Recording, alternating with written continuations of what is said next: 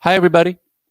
My name is Derek Mazzoni, and welcome to SAMA, Seattle Circuit Music and Art, where weekly we bring you fabulous artists from the healing and sacred music space. I am on a amazing sacred space right now. This is Orcas Island in the San Juans. Our last guest, Katie Gray, was on Orcas, and I planned a trip, and so here I am right now at my dear friend Jared's place. It's different than the usual studio that we had before, and I want to share with you a couple of bits of information about our artist who's coming up right now. Her name is Falu, and she is, as all our artists, amazing. She's a Grammy-nominated, internationally recognized artist known for her rare ability to seamlessly blend a signature modern inventive style with a formidable Indian classically shaped vocal talent.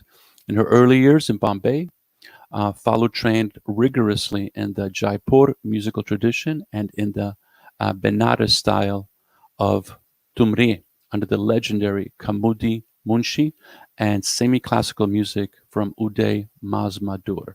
You can obviously tell this woman has spent quite a bit of time honing her craft.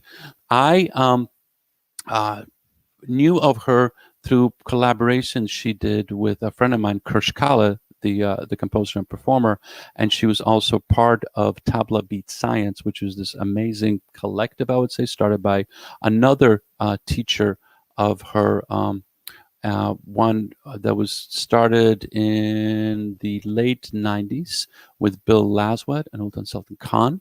And it is an honor to have her right now. We're going to hear some music, and we're also going to be hearing about her new record, Someday, which will be coming out a little later this summer. Falu, welcome. Hi, namaste. Thank you for having me, Derek. Thank So you for good to be here. thank you for being here. So, you just a bit of background information. You grew up in Mumbai, is that correct? That's correct. And then you moved to the States and you studied at Berkeley Little bit, in yeah. Boston. And you were also a music lecturer at Tufts University I in was. Somerville and Medford, Massachusetts. I know it quite Yes. well growing up there. And you moved to New York, and then you hooked up with Kirsch Kala, you hooked up with Bill Laswell, and you were able to bring this rigorous tradition of and study of classical Indian music. And I'm curious, and I always ask this question: why music? What was it that drew you to that? You could do so many things, in a life, but also as an artist. What is it about music that drew you? Um, it's a long story, but I'll make it short and interesting. Go My for it. mother is a musician. She's a classical singer herself. So I grew up amongst music. It was like the genetic thing that I passed on. She passed on to me. And at 6 years, I started training when I was 3 years old, really three. Very, very hardcore training for a 3-year-old child. Now that I look back and I have a child, I'm like, oh my God, what was I doing? But turns out to be it was awesome because it made me ready for what I was going to get into. So at 6, when I turned 6, I was in a bike accident. In India, in Bombay, Mumbai now. I'm so sorry. And there was a head injury, and pain was so hard that in the hospital I just didn't know how to cope up. So my mom said to me, every medicine is right here in your voice, start singing. So in that pain, when my body was just in 3 days of hospitalization, I started singing. And that healing that happened through musical notes, to me was much more effective than the medicine healing. And at 6, I told my mom, this is all I want to do, because in my worst scenario in my physical body, music is what is giving me life and healing and rest and comfort, and that's what I want to be. So that was a major turning point in my life. In that accident made me a musician, and You realized I started singing at 3, and I never stopped. and you've never stopped. And it's so that's fascinating because I didn't know that, and also the intention of our moment here right now, and the intention of this entire effort is to bring healing and sacred music to people to create that sense of healing. I'm under no illusions that bang, you hear a tone, and then everybody's going to be loving each other, but at least we have to try. And one of the things that I find intriguing in your music and even the style that you practice is that its intention is to create a transcendent space, to get closer to the higher, the lower, to use these vibrational styles to open up people's hearts, to open up their souls. Can you speak to that a little bit? Because I know that our viewers and listeners for the first time, they might have seen this thing in Bollywood movies. They might have seen, they've, over the last 50, 6 years, we've had,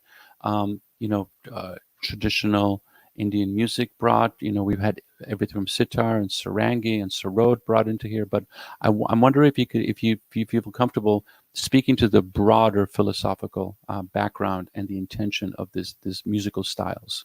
Yes, absolutely. So I come from the Gharana of Ustad Sultan Khan Sahab, and that's, I can't touch my ear right now, but our tradition is when we take our teacher's name, it's disrespectful that we are taking their names, so we touch our ears. But right now I have headphones. So, Okay.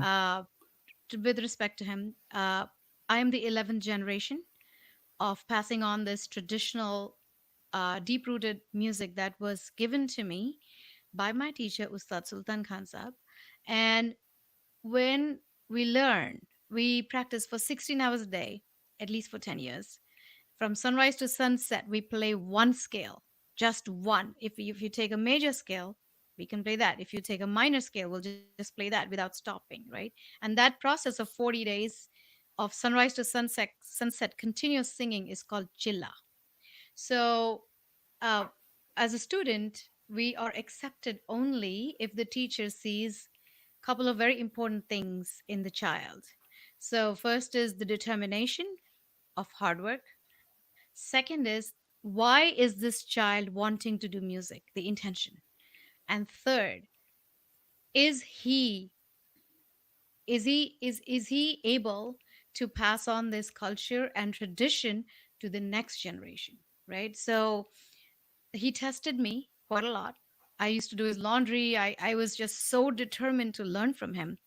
And first thing that he taught me is this music is not for entertainment. So if you're trying to be a rock star or a pop star and just trying to get fame, you should just walk away, because that's not what this is about. This music is about giving peace, healing, and meaning, and taking your listener to that highest level of liberation that musical note can take you to. So it's a search. Every time we open our mouth to sing, we are searching for that one note that takes us closer to the ultimate power, right? So our our guru said music is such that a soul sings and a soul hears. There is no boundary.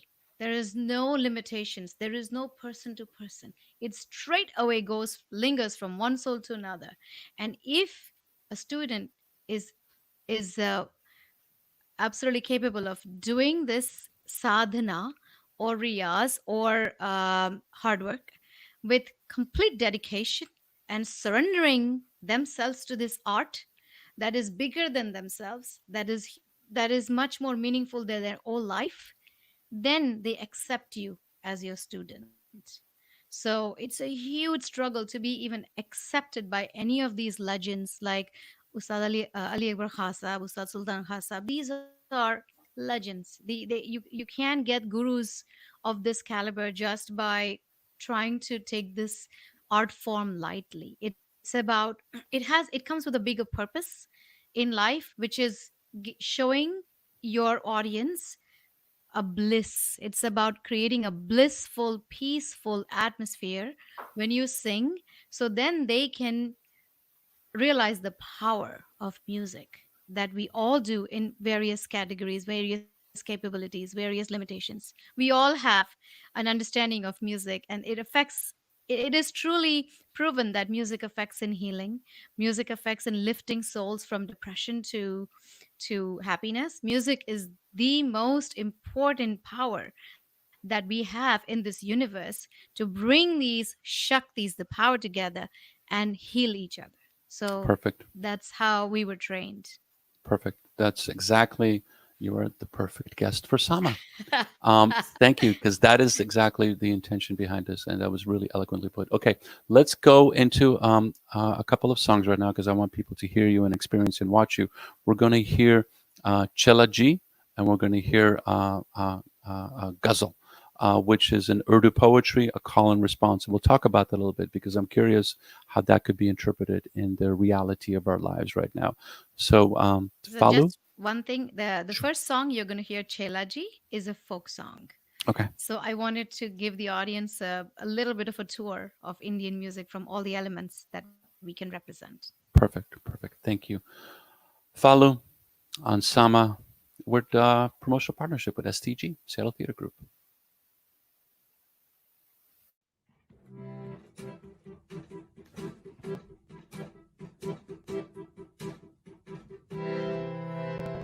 छेला जी रे मारे हट पाटण थी पटोरा ओ भला बजो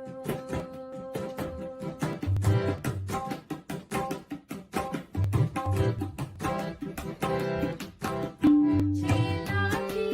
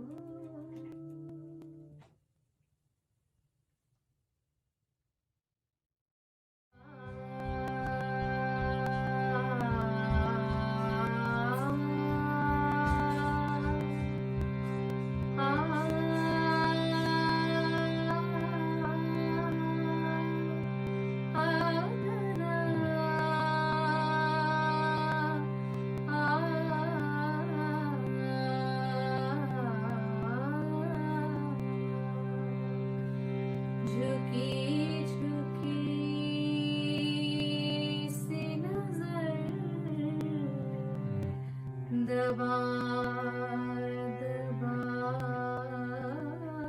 सा सही झुकी सी नजर दबा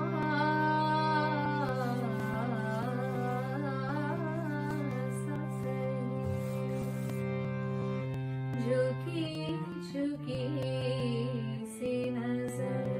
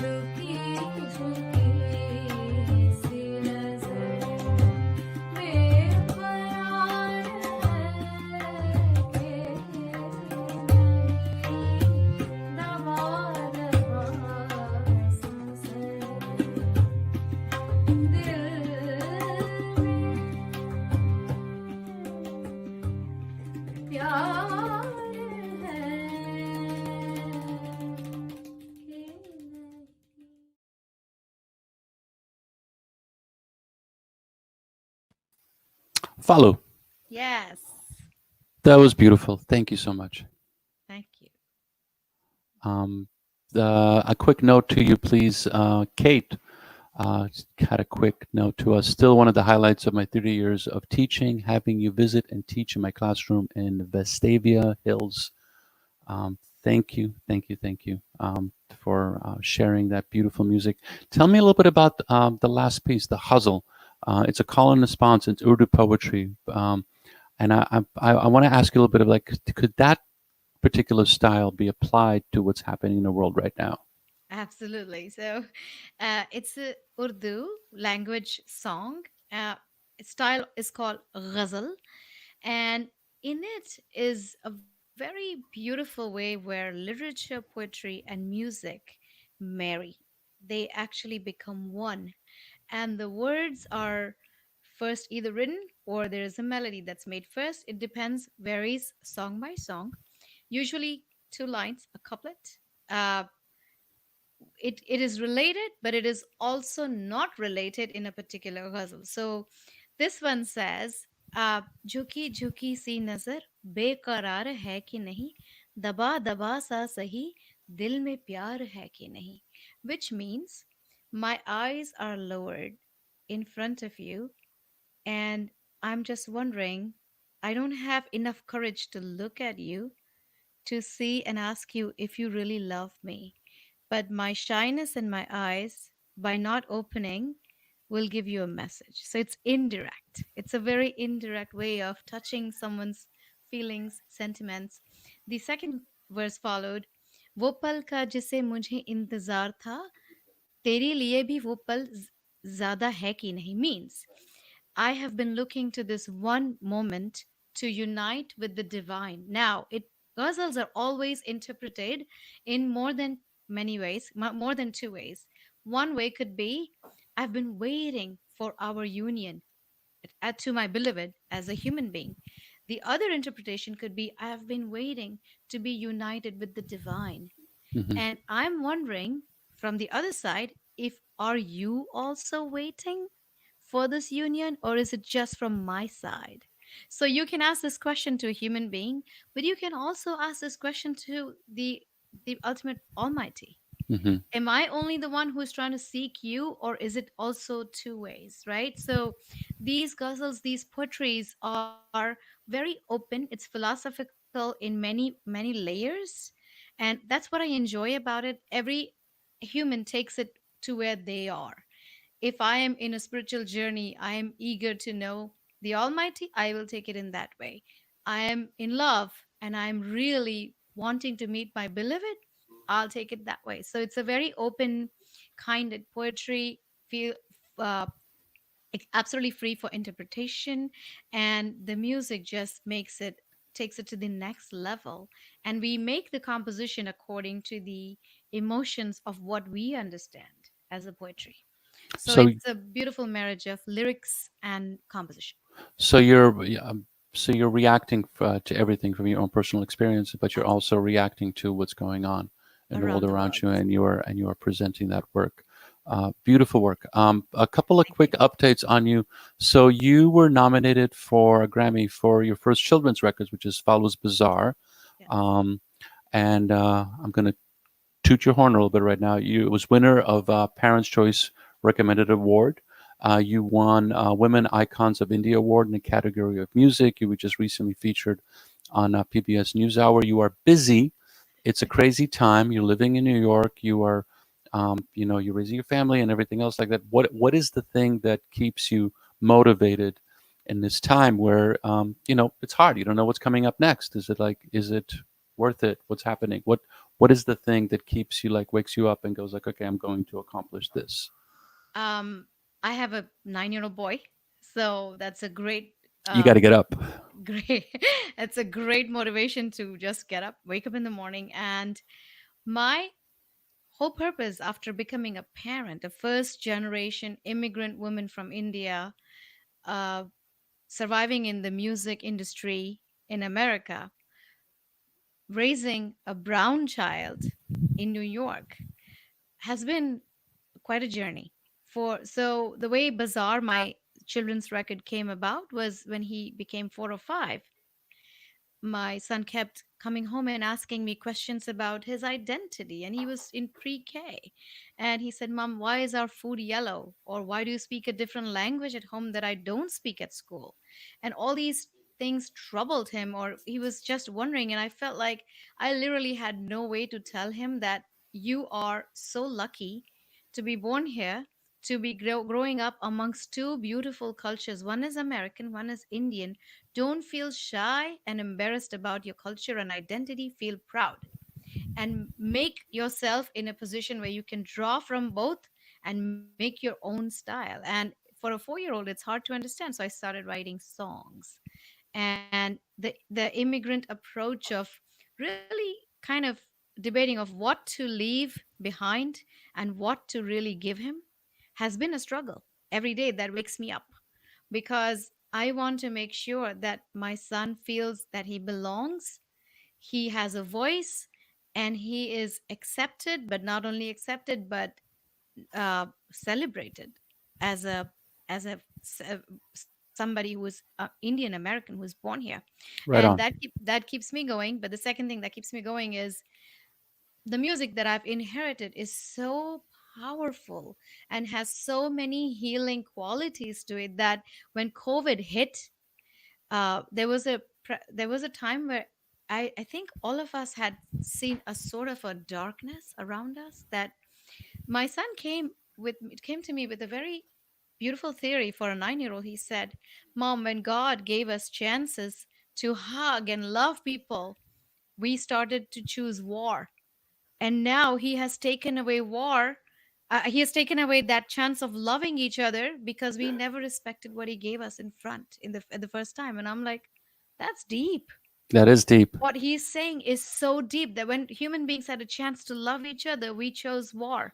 So now how can we revert that and start loving each other again? And that's Yeah. when the seeds of Someday were sown, the next album, Which is your next album, which is which is perfect my next segue. album. I think I started thinking about this in April when New York was a disaster. There were 800 deaths a day. We were just listening to the ambulances right where we live. There was a Hmm. morgue set up there, and those kind of depressing times literally pushed me into creating the only thing that really kept my head out up the water is music. And I started writing and making music, and we have a little studio in our house because that's how musicians write these days. So Hmm. we started recording, and there comes the seeds of this next album called Someday, where everything will come back to the new normal, whatever that is. But at least we will be able to hug each other and see each other and eat Exactly. food together. So Yeah. that album is about hope, it's about positivity, it's about human beings have a chance. We cannot forget our roots. The souls that we have been created is to love each other and not war. We should create peace, and through music we can we are able to do that, is what the message for this next Someday album is. Perfect.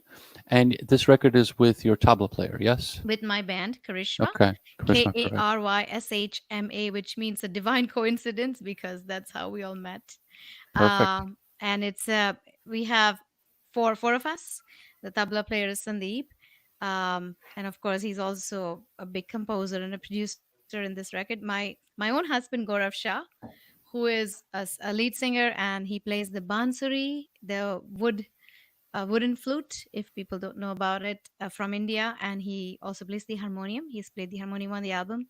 He also composes, and we write songs together. And he's also a producer. And the violinist actually lives in your city, Seattle. Oh, yeah, yeah, yeah. Okay. And Cool. all of them are part-time musicians. They're all very successful in their careers. My husband is a CEO of a pharmaceutical company.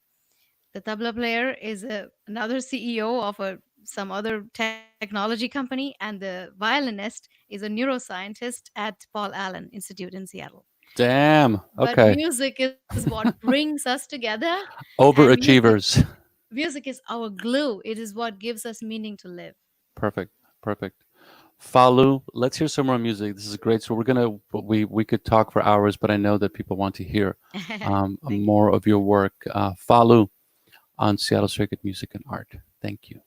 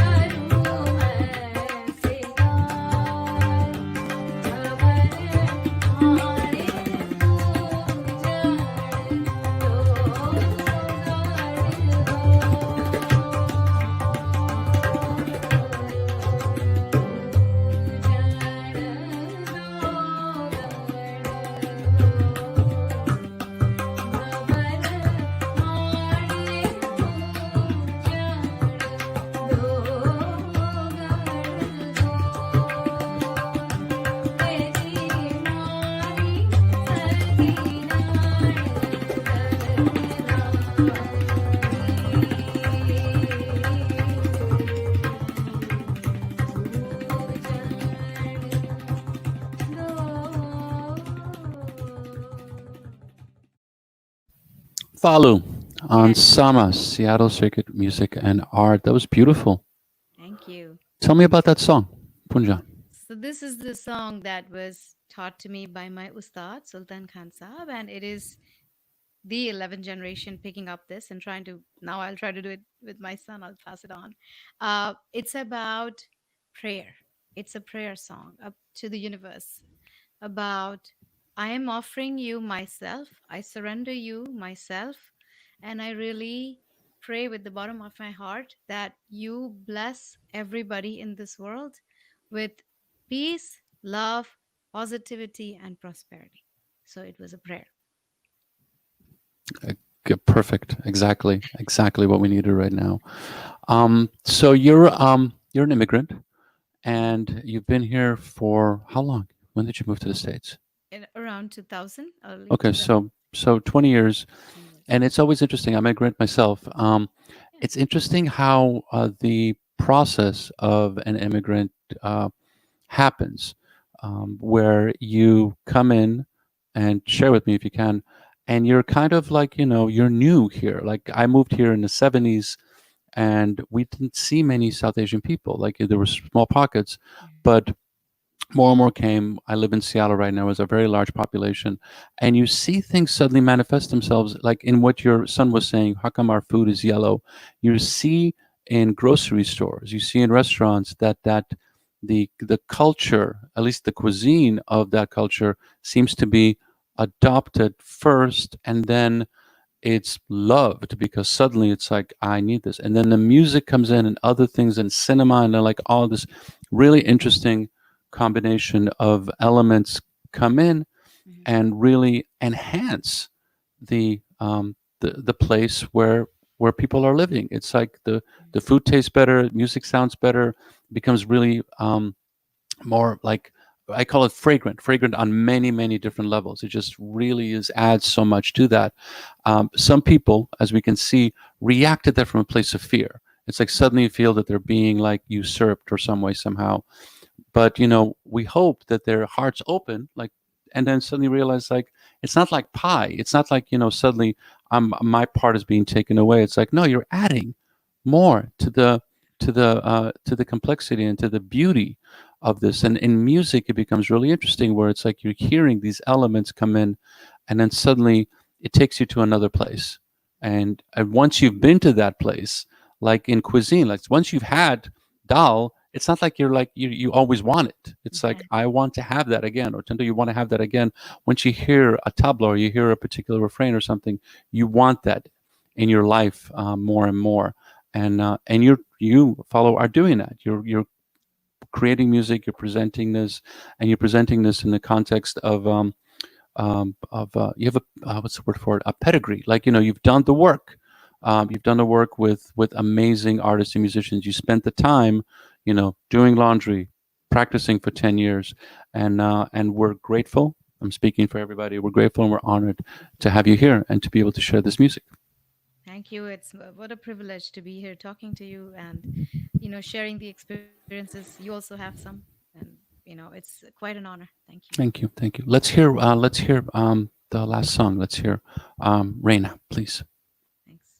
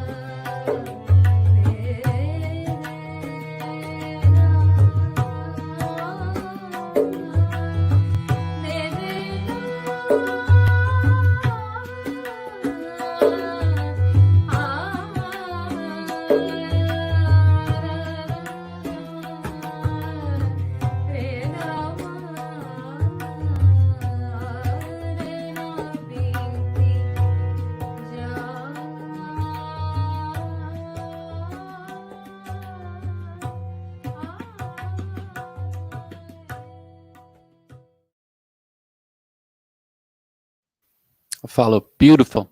Thank Well you. done. Tell me about the song, Reina. So it's a song from a Bollywood, which is, you know how America has Hollywood. We copied them, and it's called Bollywood because it Oh, was there's no Bombay. And copy. Bollywood is its own. It's a own universe, multi-universe in uh, there. There's so Tollywood. There's all this stuff. Yeah. right, right. So for those of you who don't know, it's from Bombay, Mumbai, Bollywood, and Hmm. it's a I to me this is a representation of the best Bollywood song from entire century. Now, India makes a lot of movies, more Yeah. than America makes, so the production is massive. But this song is drawn from two different ragas. A ragas is a melodic scale in Hmm. classical music. So there is Todi and there is Lalat, and I'll sing you both. So I'll tell you how it was composed, right? Sa re ga ma ma ma ga re ga ma ga re sa. This is Lalat. It's a morning scale, morning raga. And then you go to Todi. Sa re ga ma da ni sa ni da ma ga re ma ga re sa ni. That's Todi.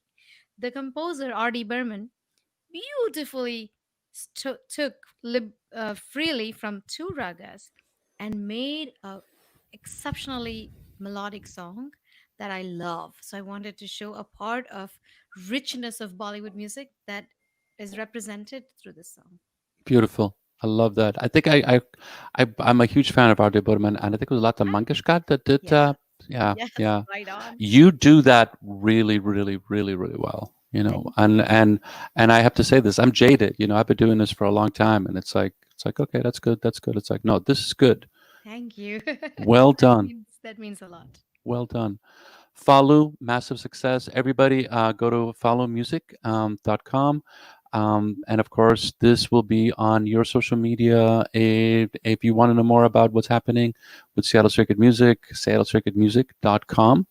And we have a bunch of stuff coming up. Everybody's going to like a neighbor of yours, Kiran Ahluwalia, Yes. in Harlem is going to be on in a few weeks. We're going to change our time a little bit because we have two of our first international live streams, one from Berlin and one from Warsaw coming up in a little bit. But more info can be found online about that. Follow. I'd love to have you back again with the new records someday.